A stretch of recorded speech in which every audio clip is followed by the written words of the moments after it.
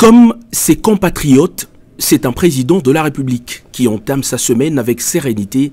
au lendemain d'une tentative de déstabilisation des institutions de son pays. Devant son ordinateur, le chef de l'État Félix Antoine Tshisekedi a rejoint en début de matinée de ce lundi la plateforme virtuelle à laquelle étaient connectés ses homologues de la SADC pour une réunion extraordinaire du sommet de chefs d'État et de gouvernement. Au cœur des discussions, la question de la sécheresse et des inondations causées par le phénomène El Niño.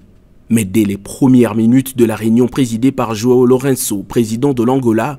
le sommet de chefs d'État de la SADC a condamné et fermement la tentative de déstabilisation le dimanche 19 mai 2024 des institutions démocratiques en République démocratique du Congo par un groupe de terroristes nationaux et étrangers avant de réaffirmer catégoriquement son opposition à tout changement anticonstitutionnel du gouvernement. Le sommet a également exprimé sa solidarité au peuple congolais et réitéré l'engagement pris par la SADC d'appuyer activement les efforts déployés par les autorités de la RDC en vue de sauvegarder l'intégrité territoriale et la souveraineté du pays, ainsi que d'assurer la sécurité de sa population. Le président de la République Félix Antoine Tshisekedi a à son tour exprimé sa gratitude aux pays de la SADC pour leur solidarité à son pays à la suite de la tentative du coup d'État de dimanche. Évoquant la question centrale du sommet, la réunion extraordinaire de la SADC qui a reçu un rapport sur l'impact de catastrophes dans la région a exprimé sa préoccupation